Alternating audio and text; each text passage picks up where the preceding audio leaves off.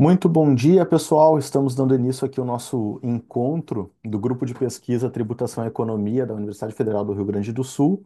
Eu coordeno este grupo já há alguns anos e estamos iniciando hoje nosso primeiro encontro com atividades didáticas aqui com a exposição que eu conduzirei agora a partir desse momento e com todos os pesquisadores que estão nos acompanhando.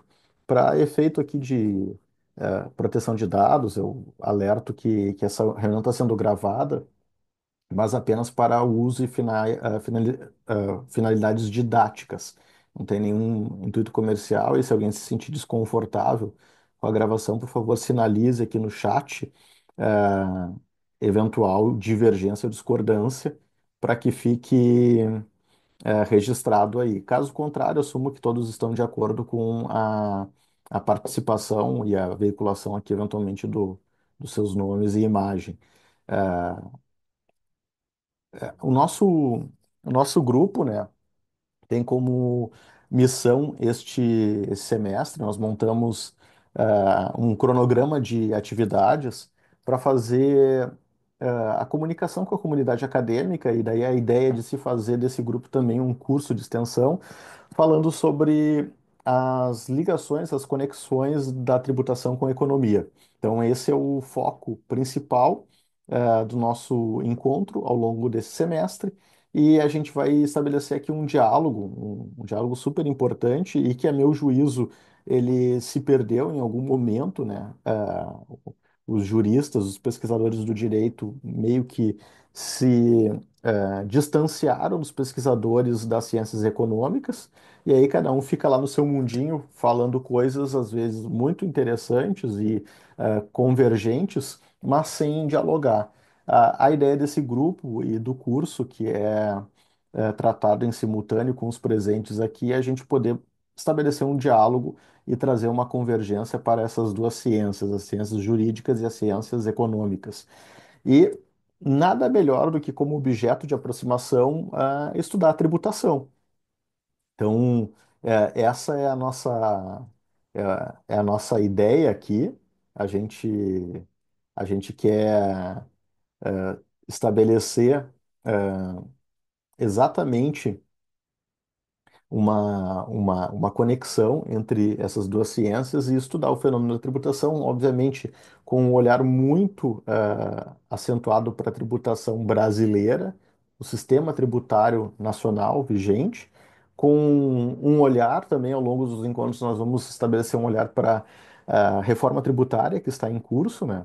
Nós temos uma emenda constitucional aprovada, uma lei complementar 214 que já foi aprovada e foi publicada, está em vigor. E ainda há um pedaço da reforma, o PLP 108, que trata do comitê gestor, que ainda falta ser aprovado. Tudo indica que ainda este ano será aprovado, e aí já em 2026 começa o período de testes. Então, esse é o cenário, né? Esse é, digamos, é o panorama do nosso objeto de investigação, que é o regime de tributação brasileiro, o sistema de tributação do Brasil, sem perder de vista a comparação com alguns modelos e experiências internacionais para a gente poder estabelecer um paralelo ou um cotejo, né? Para fazer algum tipo de crítica. E aí, que eu acho que é o nosso ponto de partida e que eu gostaria de conversar com vocês, estabelecer aqui a nosso primeiro início de diálogo, que é falar sobre esse nosso sistema tributário brasileiro. Se a gente for lá para a Constituição de 1988, a gente vai ver que o Constituinte dedicou uma atenção muito especial para a tributação. Do artigo 145 até o artigo 169, tem uma parte todinha destinada à tributação e também a finanças públicas, né, chamado direito financeiro. E se a gente for para outros dispositivos da Constituição espalhados, a gente vai encontrar normas de tributação ao longo de todo o texto constitucional, do artigo 1º até os atos das disposições constitucionais transitórias. Então, é disposição constitucional muito expressiva, que faz com que o sistema tributário brasileiro seja único. diferente de todos os outros do mundo. É o mais detalhado em matéria de texto da Constituição. Não existe nenhum paralelo, nenhum outro país que tenha tanto dispositivo como o brasileiro.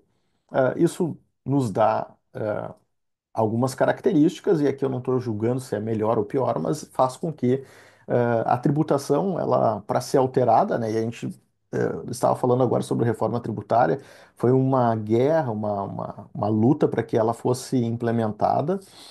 Eu era cético, e quem acompanha aqui o grupo sabe que eu duvidava da aprovação da reforma tributária, como veio acontecer em 2023, né, com a emenda constitucional 132. Mas ela demorou tanto, né? E desde 88 se sabia que era preciso mudar, tanto que havia uma previsão de revisão constitucional para tanto, mas só em 2023 é que ela veio ocorrer efetivamente, porque está lá na Constituição, né? E o regime de modificação do texto constitucional é um processo legislativo bastante dificultoso. A ideia original, né, era tornar esse sistema mais estável, rígido e evitar sobressaltos, evitar modificações constantes, que ocorressem ao longo do tempo na Constituição e também influências de gestores, administradores de ocasião que pudessem eventualmente causar aí uma ruptura no sistema tributário. Essa ruptura nunca aconteceu, né? E a gente teve um sistema relativamente estável do ponto de vista da estrutura normativa, mas muito ineficiente do ponto de vista econômico. E aí, neste aspecto, que eu começo aqui a, a- a fazer a conexão da tributação com a economia, a Constituição conseguiu entregar com muitas críticas, a gente pode estabelecer várias críticas, inclusive, sobre isso, mas a Constituição conseguiu entregar uma certa estabilidade normativa. As normas não alteraram. O Código Tributário Nacional é de 1966. Se vocês pararem para pensar, é doido imaginar que no Brasil, num país com tanta instabilidade econômica, política, de 66 até hoje, pouquíssimas normas do CTN foram alteradas. A Constituição de 88 até 2023, essencial, muito sensível, não foi mudada de 88 até 2023. 2023 a gente tem sim aí uma mudança bastante acentuada. Então, do ponto de vista jurídico, um dos objetos que era colocar as normas de tributação na Constituição e torná-las imutáveis, em certa medida foi alcançado. Só que a gente tornou imutável um sistema ruim, um sistema ineficiente. E aí, é preciso aclarar aqui qual é a noção de eficiência que nós estamos falando para a gente poder saber do que a gente está discutindo, né? E esse é um conceito extremamente relevante e importante para a área econômica. Os economistas se preocupam muito com a eficiência. E o que é eficiência, né? É a maximização do bem-estar dos indivíduos. Então, quando eu consigo encontrar um ponto ótimo em que eu consigo promover o maior número de bem-estar para o maior número de pessoas, sem que algumas ou poucas pessoas sejam prejudicadas, eu alcancei um nível ótimo de eficiência, certo? Então, muitas pessoas são beneficiadas e poucas ou nenhuma acaba sendo prejudicada. Essa que é a ideia dos economistas, alcançar a eficiência alocativa nesta perspectiva. O que a gente não conseguiu com o nosso sistema tributário. E a gente tem algumas razões para diagnosticar esse fenômeno. Então, vamos a algumas delas. Vamos elencá-las aqui. Então,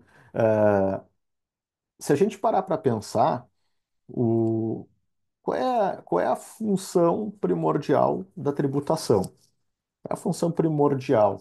E os juristas dizem o seguinte: os tributos eles têm uma função principal, que é a chamada função fiscal. Então, todo e qualquer tributo nasce, e ele nasce com uma missão: recolher recursos da sociedade, drenar recursos da sociedade, dos indivíduos, para custear o Estado, o Estado fiscal. Então, a ideia básica é que a sociedade financie o funcionamento de um determinado Estado, de uma determinada nação. Então, esse modelo tirando algumas poucas e raras exceções no mundo, em que os países podem se dar ao luxo de não tributar ou tributar muito pequeno, e me refiro aqui, por exemplo, a nações que se baseiam e têm como fonte de riqueza a exploração do petróleo, especialmente no Oriente Médio, em que podem abdicar de uma receita tributária expressiva porque a riqueza natural, e a estrutura daquela nação permite que aquele estado seja custeado com a riqueza natural daquele país, praticamente todos os demais países do mundo se estruturam e se financiam basicamente com um mecanismo. A sociedade produz e o Estado arrecada. Tá? Então, esse é o arranjo mais verificável e repetido em todas as nações do mundo. E aí, onde é que as nações divergem, onde é que as nações são distintas? Na forma em que esses recursos são arrecadados. Alguns países utilizam-se de modelos de tributação calcados essencialmente na renda, na obtenção da renda, de modo que quanto maior a renda, maior a arrecadação, maior a fatia, o percentual de contribuição daquele indivíduo, daquela entidade, pessoa jurídica. Outros países adotam a tributação sobre o patrimônio. Outros países adotam a tributação sobre o consumo. E muitos fazem um mix dessas três bases econômicas. E esse é o caso do Brasil. O Brasil utiliza essas três bases econômicas de forma combinada. É, e aqui vem o nosso primeiro problema, né? Qual é o problema? A identificação de uma base econômica e a inserção na sociedade de regras que fazem com que aquela atividade econômica tenha que contribuir, faz com que imediatamente surja ali um ponto de distorção nas relações sociais. Então, um mundo sem tributos, as pessoas utilizariam como raciocínio, como referência, apenas e tão somente o preço praticado entre fornecedor e consumidor. Num mundo com tributos, a gente tem o preço adicionado a um componente chamado tributo. Esse componente chamado tributo vai fazer com que a gente tenha ali uma diferenciação. E essa diferenciação, por vezes, ela gera distorções. Então, que distorções são essas, né, que eu me refiro? A depender do nível de tributação, do tamanho do peso que essa tributação incide sobre determinada atividade econômica, sobre determinado produto, ele acaba fazendo com que as pessoas escolham ou conduza certos comportamentos. E aqui eu me refiro a uma das primeiras funções da atividade econômica, a função econômica da tributação, que é a chamada função alocativa. Então, quando a gente tributa mais determinado produto e tributa menos outro, o que que a gente já está, às vezes, de forma deliberada, os governos, as administrações fazem isso propositadamente, às vezes, não sabem que estão fazendo, mas acabam criando distorções. Então, percebam o seguinte.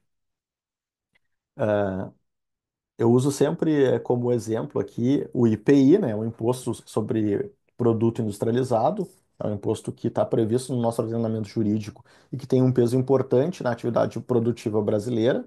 Dizem, inclusive, que é um dos nossos grandes entraves. O IPI ele tem uma alíquota para o cigarro calculada, fixada em 300%. Já o mesmo IPI, o mesmo tributo, para algumas espécies de medicamentos, ele tem uma alíquota fixada em 0%. Então, vejam, aquela função que nós falamos inicialmente, a função fiscal, arrecadar tributos, aqui ela já começa a ser colocada em xeque. Por que que existe um imposto que é zero e outro que é 300 sobre a mesma atividade que é colocar à venda no mercado certos bens? Aqui está colocada de forma bastante evidente a função chamada locativa da tributação, que é fazer com que certos comportamentos sejam desejados e outros sejam desestimulados.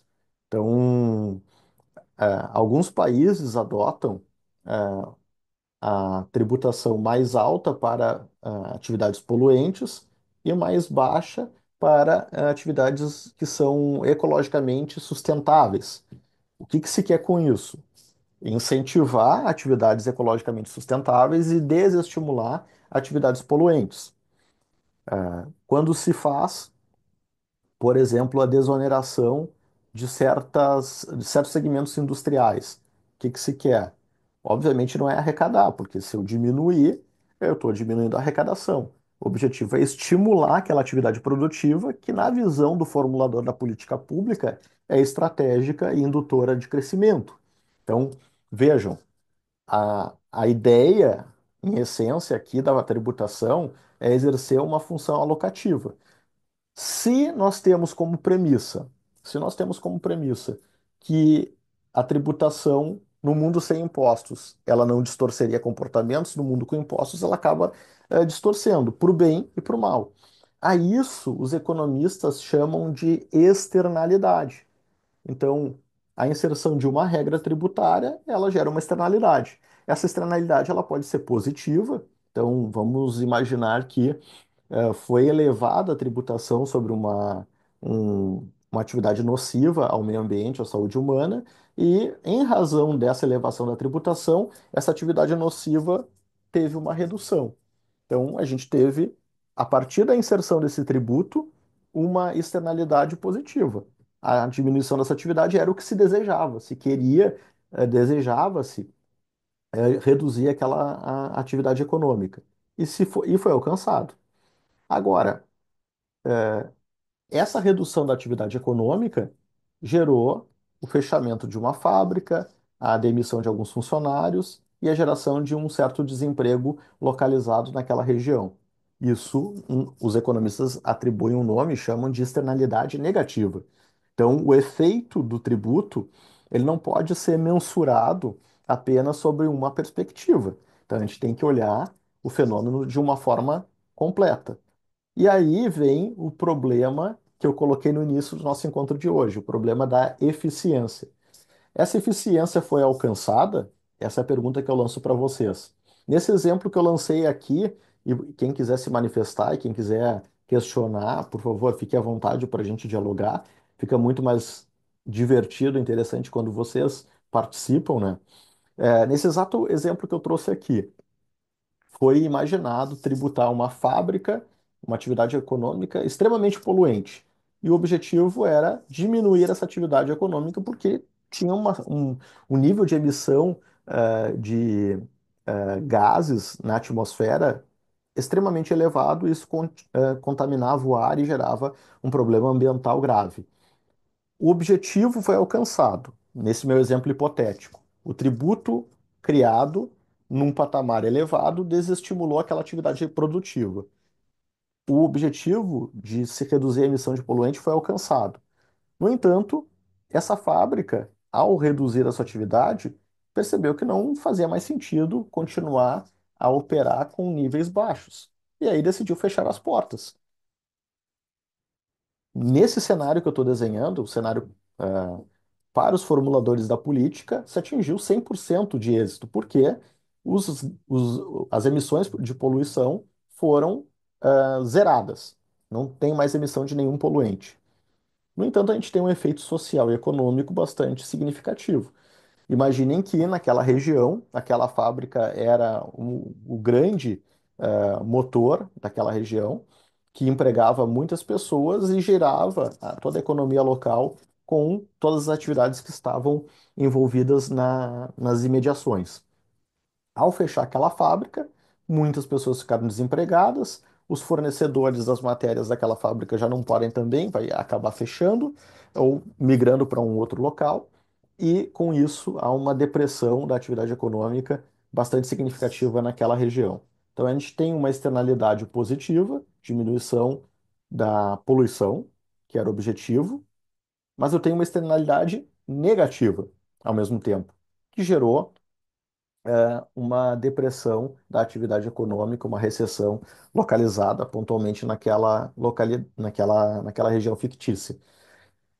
Vejam, quando a gente fala de tributação, esses dois fenômenos acabam sendo meio que desconsiderados, porque, via de regra, os estudiosos do direito, muito especialmente, né, se preocupam basicamente com a carga tributária e com o efeito sobre o contribuinte. Então, aumentar tributos, o contribuinte se queixa, diminuir o tributo, o contribuinte fica feliz. Aumentar a carga tributária, o Estado fica satisfeito, né, porque aumenta a arrecadação. Diminuir a carga tributária, o Estado reclama e resiste, porque efetivamente há compromissos de ordem financeira com o recolhimento dos tributos. Normalmente a gente trabalha com essas duas lógicas, né? A lógica do contribuinte, preocupado com o tanto de tributo que ele vai recolher, e a ótica do Estado arrecadador, que precisa recolher os tributos para fazer frente às seus compromissos constitucionais e legais. Só que a gente não olha para o entorno, ou não analisa detidamente, porque imagina que esse fenômeno ele seja apenas uma relação bilateral, fisco-contribuinte. Quando, na verdade, esse é um fenômeno que tem a capacidade de interferir em toda a coletividade. E aqui vem a discussão que eu estou trazendo aqui para o nosso grupo, para gente, para o nosso debate aqui, que é a chamada função alocativa da tributação. Então, a gente tem um papel, uma capacidade da tributação conformar condutas e estimular certos comportamentos. Então vejam, quem é aqui do Rio Grande do Sul, sei que no grupo tem colegas que não são do estado, né, estão participando à distância, e depois esse nosso encontro aqui fica gravado e fica disponível para quem quiser assistir. O nosso grupo ele tem encontros com colegas de outros estados, mas aqui no Rio Grande do Sul a gente consegue ver com muita clareza o efeito da tributação nessa perspectiva alocativa. O Rio Grande do Sul sempre teve uma postura bastante conservadora em matéria da tributação do ICMS. eh, Via de regra, sempre foi bastante, vamos chamar assim, rígido no que diz respeito e não bastante ousado nas políticas de incentivos fiscais. E isso gerou para a indústria gaúcha, para a economia gaúcha, um êxodo, porque outros estados da federação utilizaram políticas fiscais mais arrojadas. Então, alguns, e notadamente o Norte, Nordeste, com suas políticas de atração de indústrias e incentivos fiscais, levaram indústrias do Rio Grande do Sul para lá. São N exemplos que a gente poderia citar aqui de empresas que fecharam no Rio Grande do Sul e foram se instalar no norte e no nordeste do país. Vejam, estamos aqui ilustrando mais uma vez o fenômeno da alocação, a função alocativa da tributação. Estado do Rio Grande do Sul, preocupado com a arrecadação e em não perder a arrecadação, adotou uma postura de não conceder incentivos e, inclusive, em alguns momentos da história, elevar a arrecadação por meio do aumento de alíquotas do ICMS. Essa foi a política. E aí, me perdoem, eu estou aqui, obviamente, resumindo uma história dos últimos 40 anos, né, do Estado, e, obviamente, não é tão simples assim, mas só para efeitos de ilustração, para entender o fenômeno do que aconteceu aqui no Estado. O Rio Grande do Sul, via de regra, adota a política de não mexer nas suas alíquotas e muito eh, em várias gestões, em várias administrações, essa alíquota foi elevada para certas atividades, para certos segmentos. Outros estados, em contrapartida, reduziram suas alíquotas, criaram incentivos e fizeram com que cadeias produtivas fossem deslocadas do Rio Grande do Sul para estes outros estados da federação. Se a gente, obviamente que isso não foi pensado com a finalidade ambiental, mas se a gente fosse pensar do ponto de vista ambiental, tirar a indústria do estado reduz o nível de poluição. Concordam? A saída de indústrias, de uma determinada localidade tem um efeito ambiental positivo. Diminui-se o nível de interferência, o nível de degradação ambiental naquela localidade. Então, em alguma medida, a gente tem uma externalidade positiva. Por outro lado, a saída de uma indústria, a saída de uma empresa, gera efeitos econômicos nocivos. E aí dá-se o nome de externalidade negativa. E aí, para quem é gaúcho, para quem conhece, e muito especialmente a região do Vale dos Sinos, no estado do Rio Grande do Sul, vai saber bem do que eu estou falando. Aquela região sofreu bastante com a saída de muitas empresas do setor coureiro-calçadista que deixaram aquela região e foram para o Nordeste. Do ponto de vista ambiental, redução da poluição, tem casos bastante emblemáticos aqui, para quem é do estado sabe, de tragédias ambientais ali naquela região, em que as indústrias jogavam dejetos, né, efluentes nos rios e geraram contaminação. Tem alguns casos bastante expressivos de poluição ambiental ocasionados pela indústria do calçado. Tirando essas indústrias daquela região, esses riscos ambientais foram reduzidos. Hoje é menor a probabilidade de um evento de novo, seja porque as políticas de fiscalização e controle aumentaram, desde as tragédias, seja porque as indústrias diminuíram. Então, do ponto de vista ambiental, a gente tem um ganho, uma externalidade positiva. Do ponto de vista econômico e social, a gente tem uma externalidade negativa. Agora vem a pergunta: do ponto de vista econômico, foi alcançada a eficiência ou não? E aqui, de novo, eu reitero que a nosso foco de análise sempre, sempre será do ponto de vista científico. Eu não me interessa, não estou aqui interessado em discutir política ou ideologia. Não quero debate político e ideológico, ele pode permear, evidentemente, a gente não tem como dissociar uma coisa da outra, mas a gente está analisando o fenômeno do ponto de vista econômico.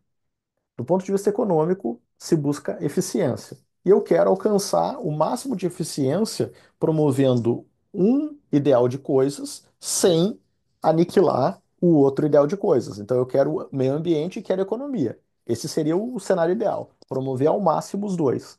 Só que a gente sabe que isso não é possível, né? Não tem como, no mesmo cenário ideal, ter o país cheio de fábricas e, ao mesmo tempo, estarmos no nível máximo de proteção ambiental. Essas duas ideias a gente não vai alcançar. Na medida em que aumentam as fábricas, as indústrias, a gente aumenta o nível de poluição, na medida em que a gente piora a condição ambiental. Diminuem as fábricas, melhora. Qual é o ponto de equilíbrio aqui? E aí, quando a gente fala ponto de equilíbrio, a gente está falando de nível ótimo de eficiência, de alocação desses bens considerados valiosos e que no universo do direito é tutelado pela ordem jurídica, né? A tutela ambiental, a tutela da ordem econômica, e no ambiente econômico eles são objetos de estudo e perseguidos, né?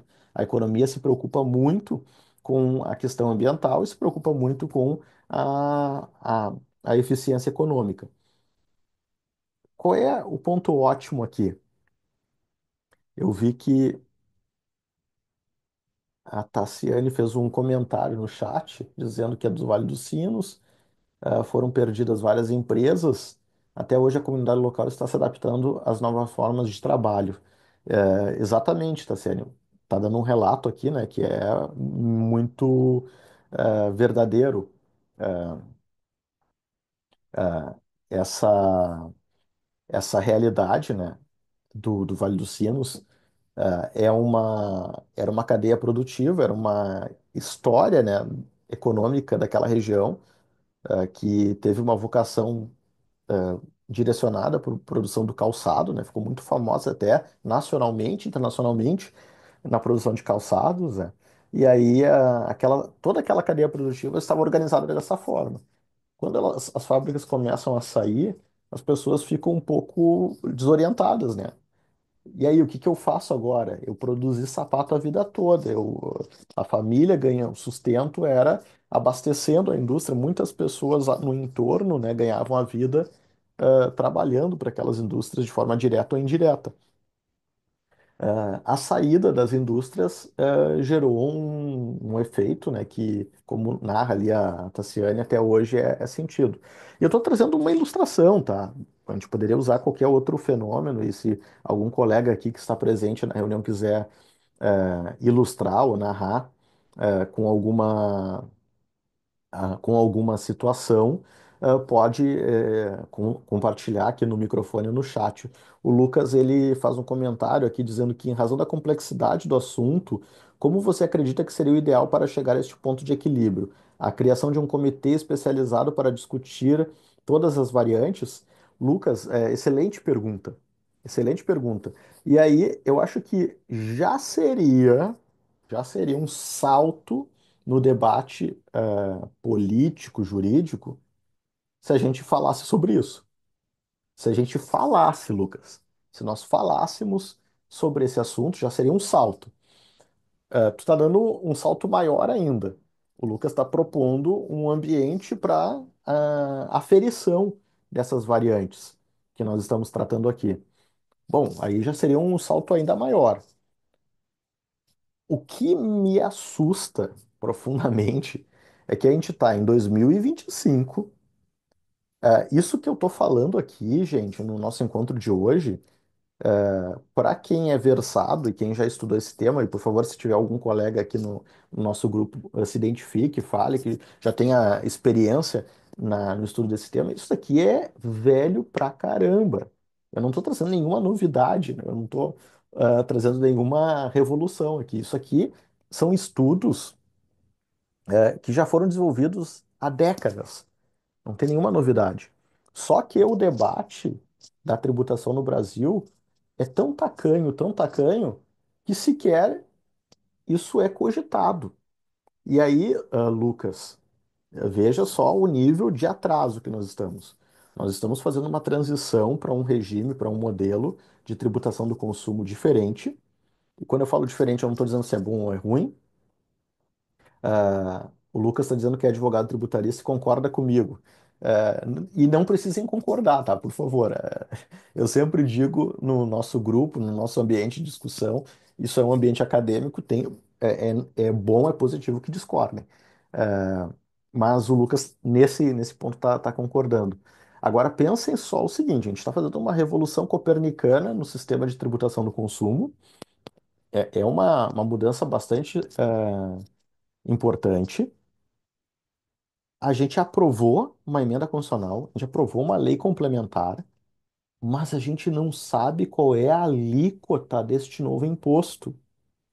Vocês estão notando o tamanho do amadorismo, o tamanho da, da, da precariedade com que está se dando o debate?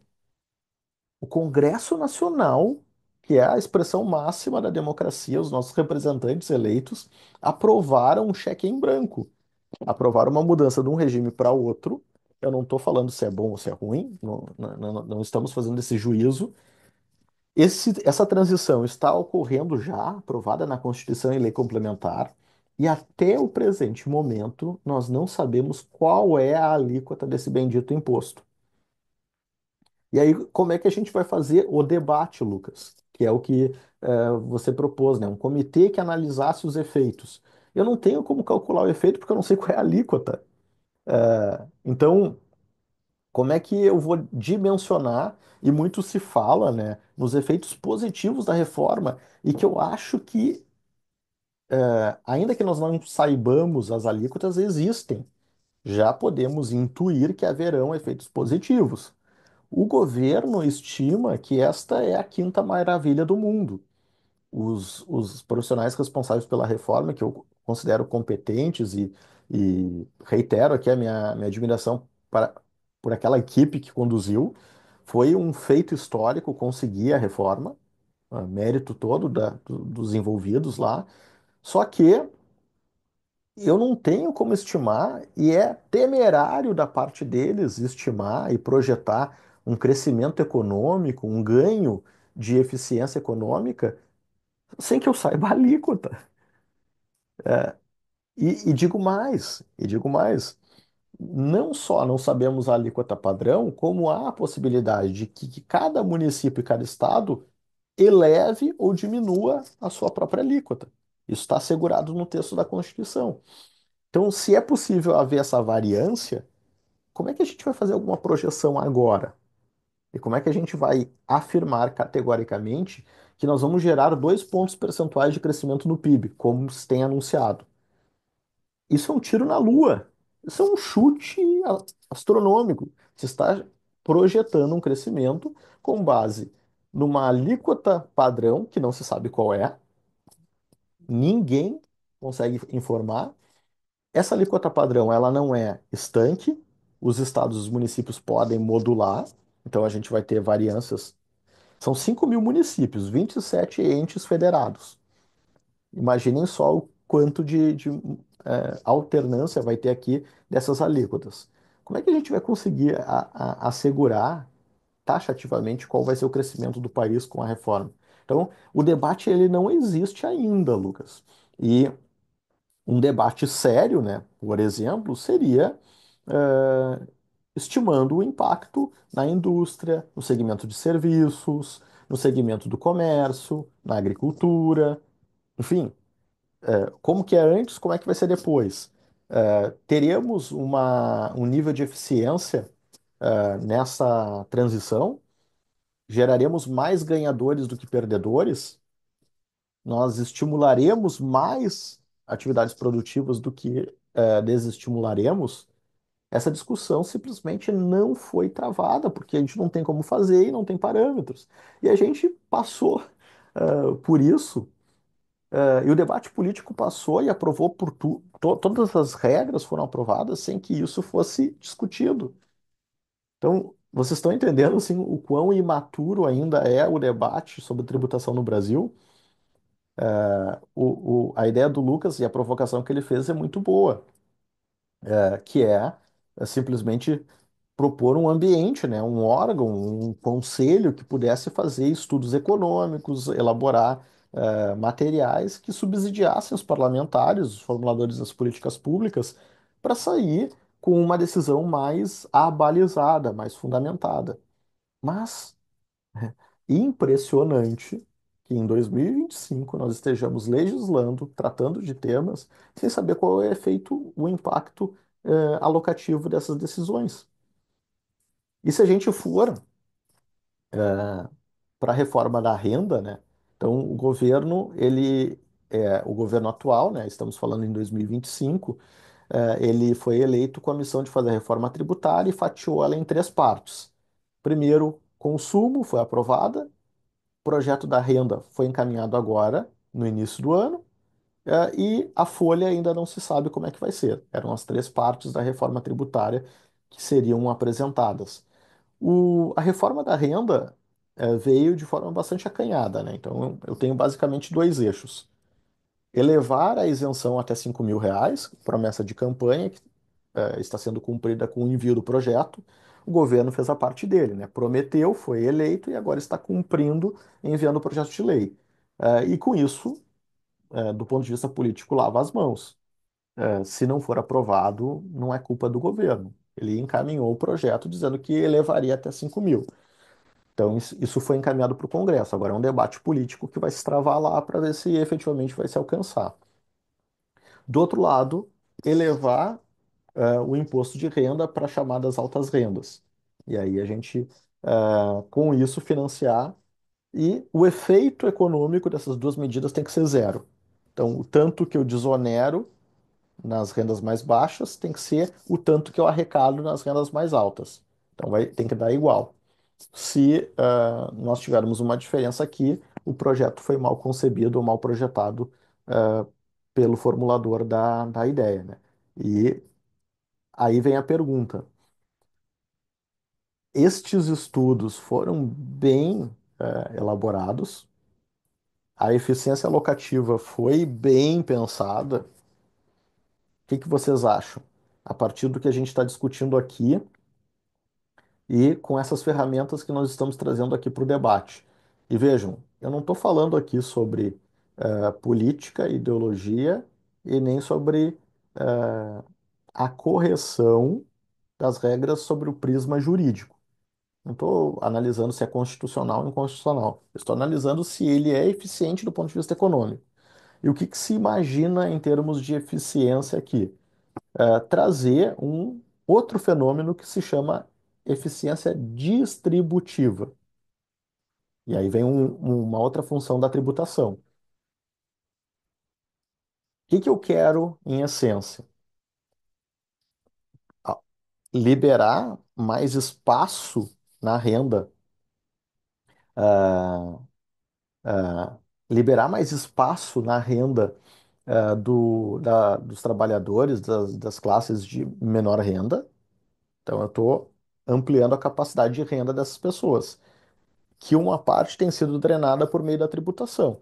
E pensem só o quão grave, o quão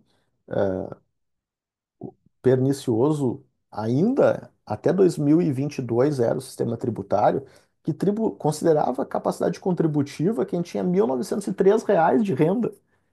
Você sabe o que que é isso? A isenção até 2022 e até 1903. Ou seja, a partir de 1904, a pessoa já tem condições de ser tributada.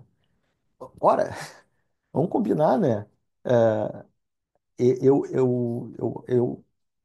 eu acho que essas famílias que conseguem se sustentar com esse nível de renda, e são muitas famílias no Brasil, é a maioria, né? Eu compartilhei nas redes sociais ontem um mapa do Brasil com a renda média do Brasil em cada região. E aí a renda média entendam, né? Tem gente que ganha muito, tem gente que ganha muito pouco, e ali é o que fica no meio. E aí, para muitas pessoas, algumas pessoas me deram um feedback e se disseram impressionadas, né? Não imaginava que era tão baixo. E essa, lamentavelmente, é a realidade do Brasil. Lamentavelmente, ah, nós somos um país de pessoas pobres. É triste dizer isso, mas a nossa renda é muito baixa. Então, uma tributação que alcançava 1.900 e poucos reais, poxa, é muito cruel. Em 2023, o governo assumiu, disse que atualizaria a tabela e fez uma pequena, acanhada alteração para até 2.000. Então, se ganhou ali alguns reais na renda do trabalhador. Aí, no ano seguinte, aumentou mais um pouquinho para 1.200 e alguma coisa, 2.200 para assegurar a isenção. Os 5.000 prometido ainda não chegou. Veio o projeto, mas ainda não chegou. Mas convenhamos, né? A pessoa que ganha até 5.000 não pode ser considerada uma renda alta, concordam? É um bom salário, um salário acima da média para padrão brasileiro, segundo os índices, do IBGE, mas longe de ser uma renda alta. Só que olhem só a distorção do nosso sistema de tributação da renda. Hoje, na tabela do imposto de renda, quem ganha acima de 4.400 e alguma coisa já está na faixa mais alta, de 27,5. Vocês conseguem perceber? O governo propõe isentar até 5.000. Isso, se for aprovado, a partir de 2026.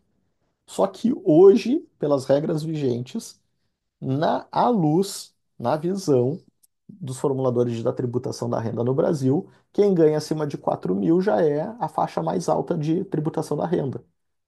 Vocês conseguem ver o contrassenso? Como é que do dia para a noite, quem tinha alta capacidade contributiva na visão do leão vai passar a ter baixa ou nenhuma capacidade contributiva? O que que mudou? E aí, obviamente, eu estou só ilustrando com esse exemplo o quão tacanho, o quão pobre é o debate sobre a eficiência distributiva e a eficiência, a função distributiva e a função alocativa da tributação no Brasil. A gente não fala sobre isso, a gente não discute. Tem alguém levantando a mão, por favor, pode se manifestar, fica à vontade. É, inclusive, professor, sobre essa questão da tributação, quando a gente fala de isenção de imposto de renda ou até as deduções, né? Você vai aplicar deduções, a experiência, não sei se os colegas devem ter passado, nós, né, como do direito tributário, a gente tem que estudar e não para de estudar. Eu mesmo já adquiri o curso do professor Ederson, eu recomendo, e de outros professores. E aí, quando a gente vai colocar lá no imposto de renda, né, nossa declaração, você só tem dedução até R$ 3.000. Só que, assim, para nós, eu particularmente gastei muito mais do que R$ 3.000 em um ano em tributária. E aí você não aplica a dedução, então acaba não tendo esse incentivo de você investir no seu próprio desenvolvimento para ter uma maior renda e logo você poder contribuir mais futuramente. Pessoas que têm problema de saúde, eu mesmo tenho problema de saúde, eu tenho bronquite asmática, tenho apneia, tenho várias questões.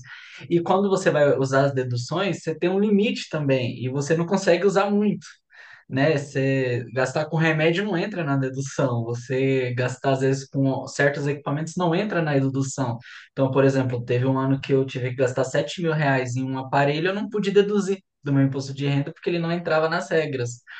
Então, assim, são certas regras que poderiam ajudar o contribuinte. Às vezes, não você jogar lá para 5.000 imposto de renda, mas você ter 2, 3 salários mínimos como isenção, mas as questões de dedução serem mais facilitadas para que as pessoas possam, a pessoa que tem um gasto maior, né, por questões importantes como estudo, saúde, dependentes, possa deduzir mais e logo não pagar imposto de renda, né? É, E a isenção ser até 2, 3 salários mínimos, que é uma renda consideravelmente baixa, porque, que nem o professor falou, 5.000 era a classe média até pouco tempo atrás.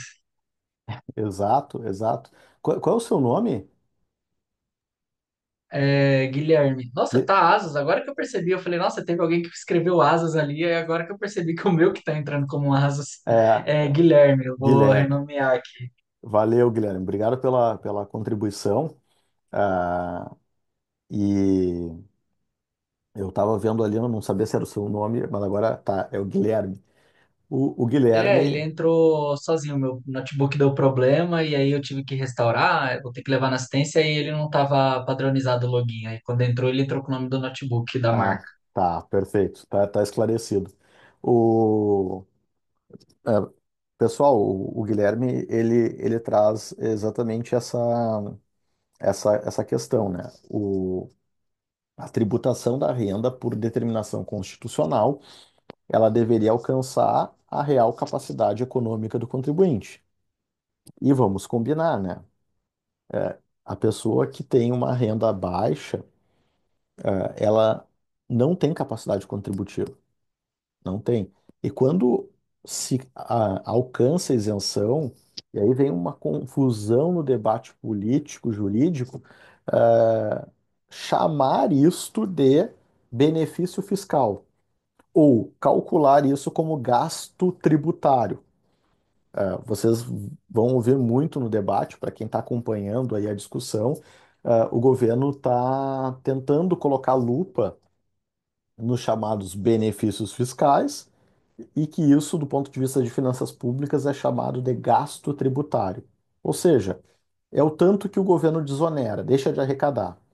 E aí vai ser colocado na conta, essa isenção, o aumento da isenção, como um gasto tributário. Como se fosse possível tributar quem não tem renda, quem não tem capacidade contributiva. Quando o governo concede isenção, e aí o debate deveria ser colocado nos termos corretos. Esta determinada renda, ela não tem capacidade contributiva, porque a pessoa está gastando os seus recursos com a sua própria subsistência. Está lutando para viver, em outras palavras. Se a pessoa recebe R$ 2.000, R$ 3.000 e é consumida toda essa renda comprovadamente, e há mecanismos para fazer essa comprovação, não é difícil, é muito simples. O que que deveria ser, a resposta de um Estado, vamos chamar assim, decente? Estou tentando usar palavras mais suaves. para manter aqui o decoro no nosso grupo de pesquisa. É, um comportamento decente. Mensurei a capacidade econômica, isso está escrito na Constituição, mensurei a capacidade econômica desse contribuinte, ele ganhou X mil reais, ele comprovadamente gastou esses X mil reais, de modo que ele não conseguiu economizar um real. O que que ele tem para ajudar o governo? Nada. Estão entendendo? Agora, se eu coloco a tributação, pegando a renda bruta dessa pessoa e dizendo que ficticiamente ela tem que contribuir com 27,5 sobre aquela renda bruta, o que que eu estou fazendo? Eu estou fazendo com que a pessoa tenha uma decisão trágica. Ela tem que sacrificar um gasto, sacrificar algum tipo de escolha na sua vida privada para poder custear o Estado brasileiro, supondo, presumindo uma capacidade que ela não possui. Então, e o debate político depois fica contaminado, né? Não, poxa, o governo está para elevar a isenção, ele vai ter que compensar de um outro jeito. Isso não deveria ser discutido. Quem não tem capacidade para contribuir não pode, do ponto de vista constitucional, ser tributado. A gente tem que começar a falar com aqueles que revelam capacidade, que passam a ter condições de contribuir. Bom, a partir desse patamar, aí sim, como é que a gente vai discutir e organizar a tributação? E, de novo, buscando o máximo de eficiência. E eficiência em que sentido? O maior bem-estar da arrecadação, ou seja, o maior volume que a gente arrecada, não gera um prejuízo para as pessoas que contribuem. Então, isso se dá o nome de tributação ótima. É um conceito que a gente vai falar nos próximos encontros, eu vou abordar com vocês e vocês vão se familiarizar com essa nomenclatura. Quando eu falo em tributação ótima, né, entendam ótimo no sentido econômico e não num juízo, obviamente, de valor sobre a tributação, né? E o que se quer dizer é que se atingiu um ponto em que se consegue promover a arrecadação necessária sem que isso gere prejuízo ou efeitos, externalidades negativas para aquelas pessoas atingidas. Esse deveria ser o encaminhamento da discussão. E o Guilherme aponta bem. A gente tem limitação para deduções de despesas com educação. O Supremo Tribunal Federal julgou recentemente uma ação direta de inconstitucionalidade, em que foi proposta a declaração de inconstitucionalidade da norma que limita a dedução do gasto com educação, dizendo que ela seria inconstitucional. O que disse o Supremo é constitucional. Essa política tributária compete ao Executivo Federal, que delimitou o gasto, e se a política está acertada, não compete ao Supremo interferir nela. Basicamente, eu estou resumindo, obviamente, a decisão do Supremo, mas a linha do raciocínio foi esse. Pois bem, a despesa com saúde é ilimitada. Então, por que que uma é limitada e a outra é ilimitada?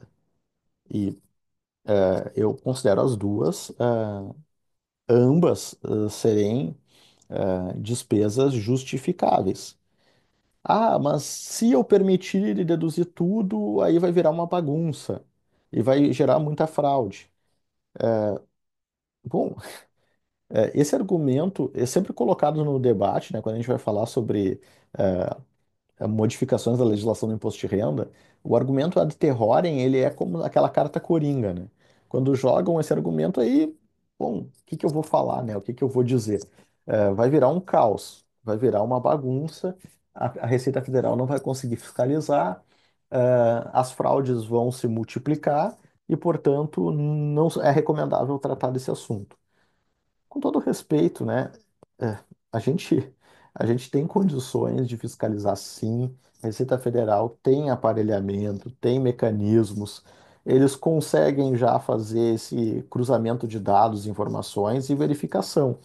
E um mecanismo que teria um efeito Um efeito interessante do ponto de vista do controle da arrecadação seria o casamento da nota fiscal com o CPF, que já é feito para efeito, para fins de controle do ICMS.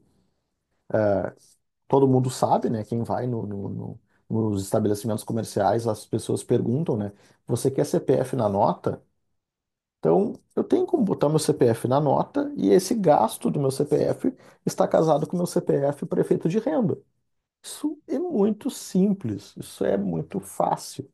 É só botar aqui dois operadores medianos de sistemas de informação, não precisa ser nada sofisticado, que eles vão conseguir fazer conversar o cadastro da Receita Estadual, que será, obviamente, auditado e validado. Se a pessoa está emitindo nota fiscal fria, fraudulenta, a Receita Estadual tem que fiscalizar. Então, a emissão das notas fiscais vai ser auditada. Está gerando arrecadação para o estado do Rio Grande do Sul, por exemplo, essa emissão de notas, conseguimos um ganho na arrecadação. Essas notas estão casando com as deduções que a pessoa informou, o estado do Rio Grande do Sul validou, a Receita Federal validou, então fechou. A gente consegue aqui um ganho, em duas pontas: aumentar o controle e a fiscalização da arrecadação e permitir que as pessoas deduzam as despesas de uma forma mais séria. Teve abuso, e não podemos desconhecer que o ser humano é um- é uma criatura interessantíssima do ponto de vista, do comportamento, né? Sempre haverá aquele oportunista, sempre vai haver alguém que vai usar de artifícios para, obviamente, burlar o mecanismo legislativo.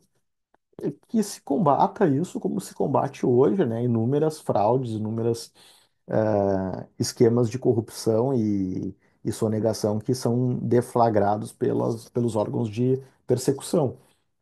Agora, o debate ele fica prejudicado, meus amigos, porque a gente usa sempre esses exageros, essas hipérboles de, de discussão. O Guilherme levantou a mão, pode falar, Guilherme, por favor.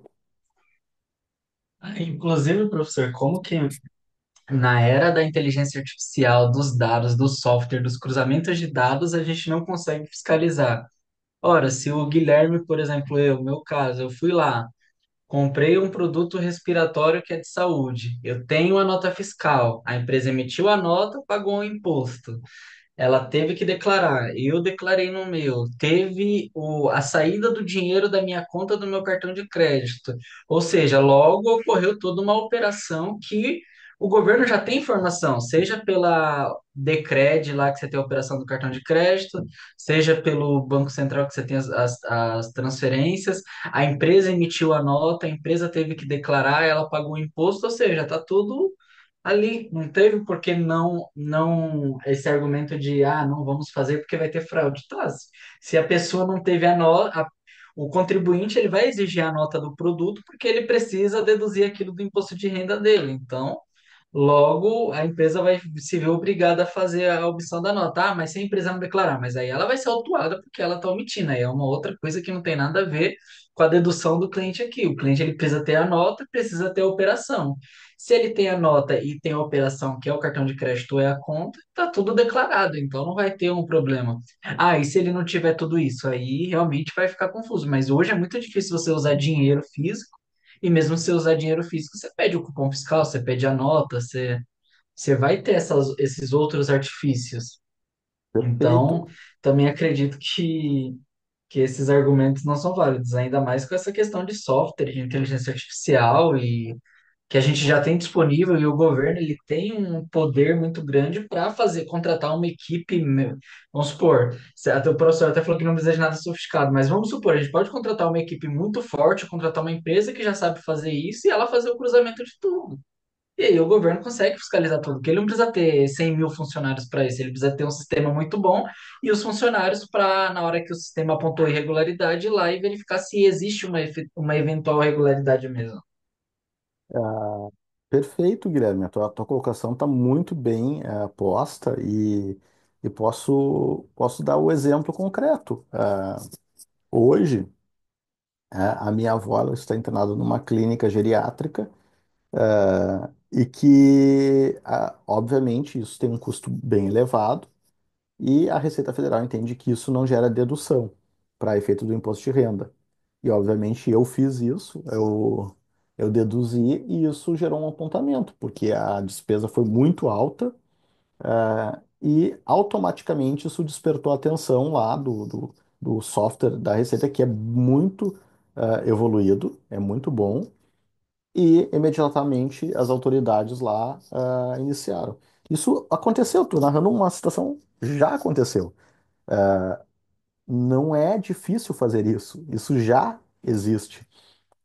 Então, o que o Guilherme está falando como uma ideia para o futuro, isso já tem tecnologia, ferramenta, know-how, experiência implementada.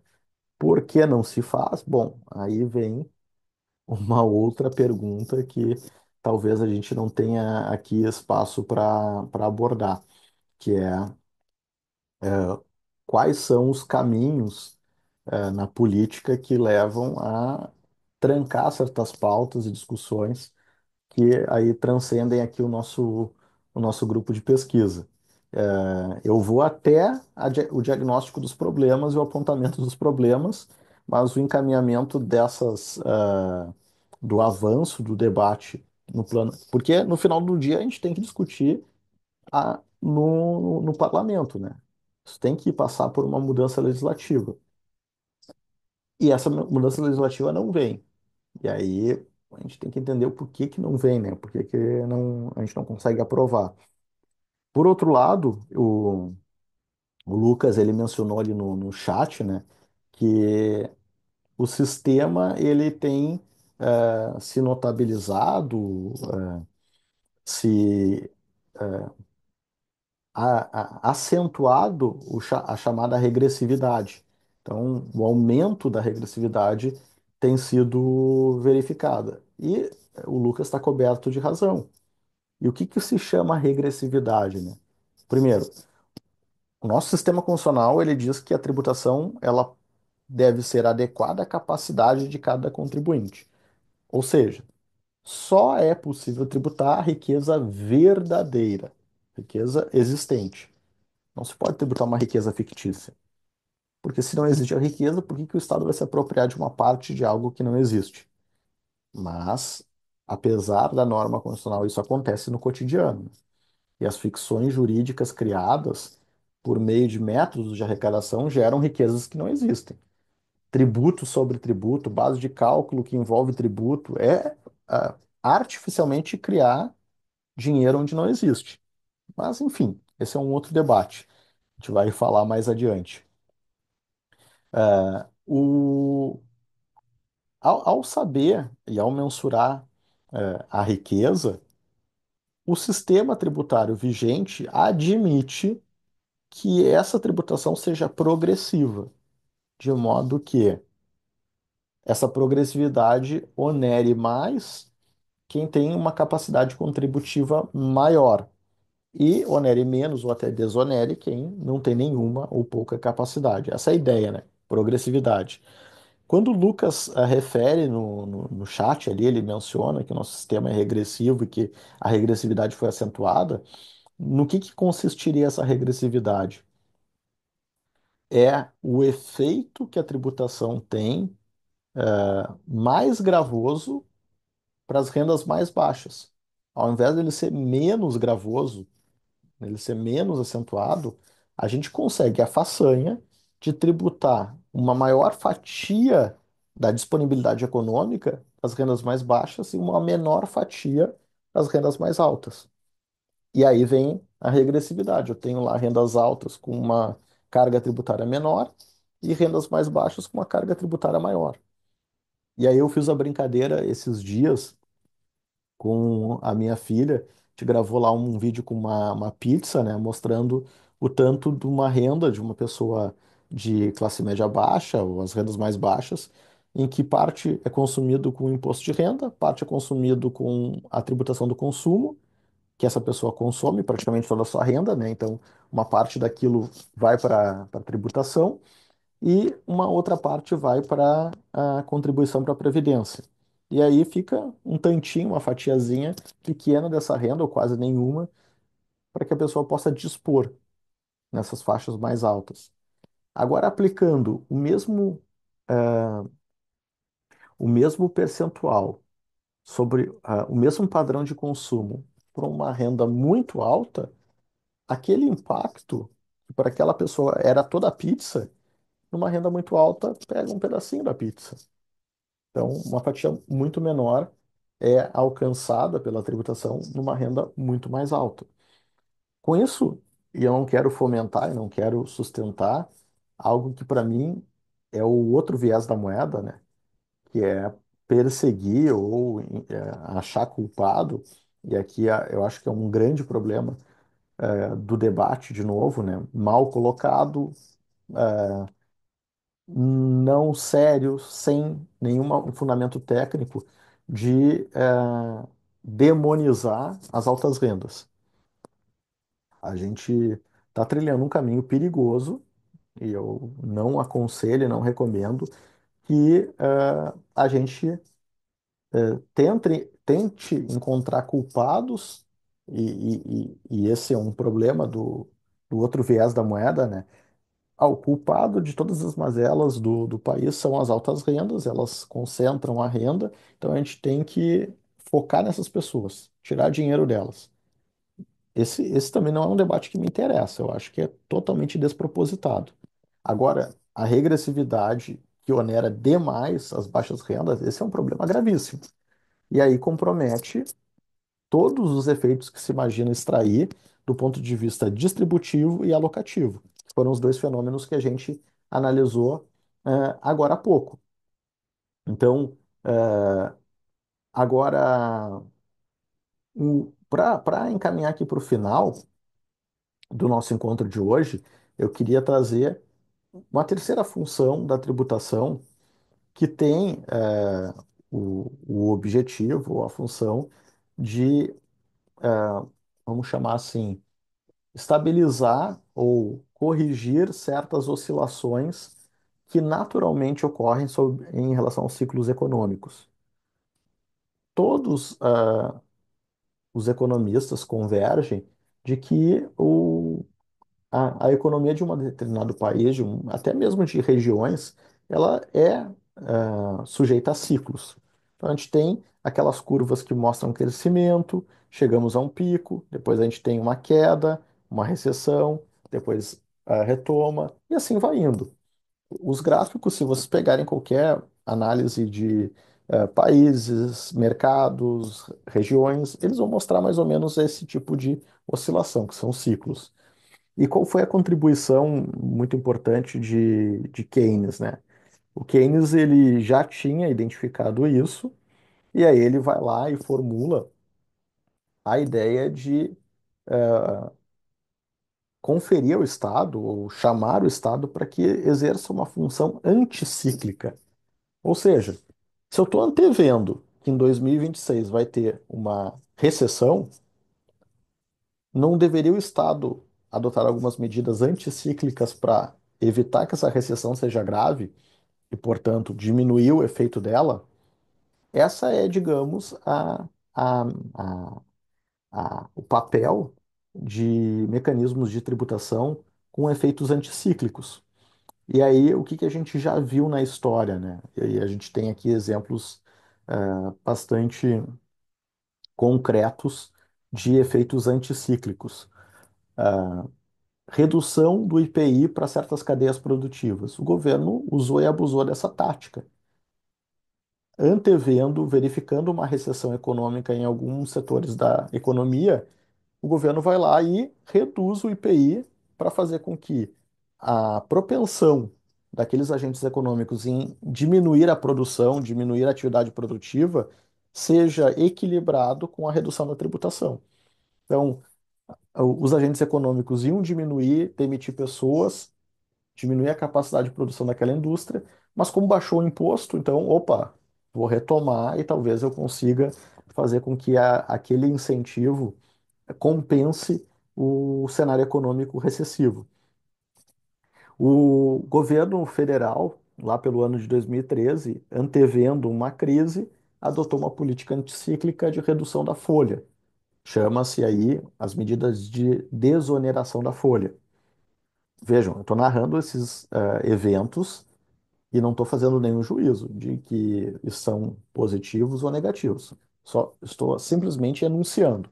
Então, falei da redução do IPI sobre cadeias produtivas, falei sobre a desoneração da folha e trago o mais recente deles, que foi o PERSE. O que foi o PERSE? Em razão da crise pandêmica, né? Da pandemia que todos atravessamos e está muito viva na nossa memória, alguns setores sofreram muito, drasticamente. E o governo, no seu diagnóstico, não sei se certo ou errado, elegeu como setor merecedor de benefício anticíclico o setor de eventos. E aí o nome do programa se chama Programa Especial de Retomada do Setor de Eventos, PERSE. Esse é o nome do programa. E aí foi concedido, na minha análise, o, o programa de anticíclico mais arrojado da história do país. Porque para estas empresas foi zerada a tributação federal. É zero imposto de renda, contribuição social, PIS e COFINS. Zero. Então, evidentemente, ali é um programa muito arrojado. Aí começaram as discussões, né? Foi feita a lei, foi aprovada, aí começaram, obviamente, contribuintes de forma oportunista dizendo: eu sou do evento, eu sou do turismo. Tá, mas como é que eu faço a aferição para separar quem é oportunista de quem é sério? Aí começou a se exigir um cadastro prévio na cadastrura. Só que as pessoas, e aí tinham situações em que efetivamente eram beneficiários, mas não tinham cadastro, e tinha aqueles que não eram beneficiários e, mesmo assim, foram à justiça pedir a dispensa do cadastro prévio. Esse foi um dos debates, né? Agora, o governo que assumiu identificou que muita gente se utilizou, o benefício gerou um gasto tributário enorme para o governo e foi eleito o Perse como um grande vilão. E aí tem que acabar com ele. Se tentou acabar no ano passado, não conseguiu. E aí se conseguiu, o governo construiu um acordo no Congresso de que ele iria até um valor limite de teto de gasto tributário. Quando atingido esse limite, o benefício acabaria. Essa é a discussão que nós estamos neste exato momento. O Brasil está diante dessa discussão sobre essa política tributária, que é uma política nitidamente, flagrantemente anticíclica, visando estimular setores que foram penalizados, e ninguém duvida de que esse setor foi drasticamente afetado, né? Imagina, eu tinha uma casa de shows e eu não pude fazer mais nenhum show. Como é que eu vou me manter?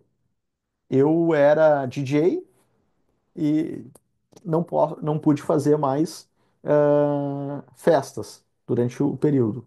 Como é que eu sobrevivo? Então, não há dúvida de que foram atingidos. A ideia foi socorrer, ajudar e incentivar essas pessoas para que, superada a fase de distanciamento, e as restrições sanitárias, a gente pudesse, incentivar essas pessoas a retomar as suas relações. E cada vez que uma casa de show, uma casa de evento, um setor de hoteleiro, turístico, ele retoma, é toda uma cadeia no entorno, né, que ela é, estimulada e uma atividade econômica que retoma. Os efeitos econômicos são notáveis. No entanto, é evidente que isso tem um ônus, um custo para a administração tributária. Se abre mão dessa arrecadação. E aí, de novo, né? Qual é o ponto ótimo da alocação desses recursos escassos? É evidente que o governo não pode simplesmente sair abrindo mão de arrecadação, porque há uma série de compromissos constitucionais e legais a serem cumpridos. O governo tem que entregar, ele precisa de dinheiro para entregar, mas ao mesmo tempo, reduzir a tributação, incentivar, gera crescimento econômico. Quando é que eu encontro aqui o equilíbrio perfeito, né? Como é que a gente chega a esse equilíbrio perfeito? Essa é uma discussão que eu quero propor aqui nos nossos encontros a partir de hoje. Então, Consegui falar aqui, resumidamente, sobre os fundamentos econômicos da tributação, sobre três vieses, né? Eu falei sobre a função alocativa, falei sobre a função distributiva e falei sobre a função anticíclica, que são três fenômenos importantes para a gente compreender a tributação. Então, quando se adotam certas medidas, se, se pode, evidentemente, ter mais fundamento para estabelecer o debate que o Lucas falou assim, professor, por que que não se cria um comitê, um órgão para tratar desse assunto? Quisera nós, né, ter esse tipo de fórum de discussão que pudesse subsidiar a tomada de decisões mais robustas, mais acertadas do ponto de vista científico. Não, não existe esse lugar não existe. Estou tentando fazer o meu papel aqui como educador, né, debatendo no grupo de pesquisa e desejando que a gente consiga propagar isso para mais pessoas, impactar mais pessoas, e aqui a gente está impactando um grupo. A Tassiane pergunta onde é que vai estar disponível. Eu comecei a gravar a aula no início, né, o nosso encontro de hoje, e ao final eu vou colocar lá no YouTube este encontro gravado à disposição para quem quiser assistir, rever, discutir, enfim. Pedir o consentimento de todos ao início, né, da nossa gravação, e pedir que quem não ficasse confortável que registrasse eventualmente o desconforto com a gravação, mas registro e reitero novamente aqui ao final que a finalidade é pura e exclusivamente acadêmica, né? Eu só estou registrando os nossos encontros para que fique disponível a outros estudantes e outras pessoas que possam assistir depois esse nosso debate, essa nossa discussão. Então, essa aula, esse nosso encontro vai ficar gravado, vai ficar disponível ali no YouTube. Logo em seguida, eu compartilho no nosso grupo de WhatsApp os nossos, o link para acessar, né? E aí fiquem à vontade para compartilhar, para quem vocês entenderem adequado e quiserem levar adiante aqui o nosso encontro, os nossos debates. Quanto mais popularizarmos aqui as nossas discussões, tanto melhor vai ser para o grupo, vai ser para a entidade, a URGS, né, que nós representamos aqui enquanto pesquisadores desse grupo, e espero, né, modestamente contribuir com a sociedade, levando esse debate mais além.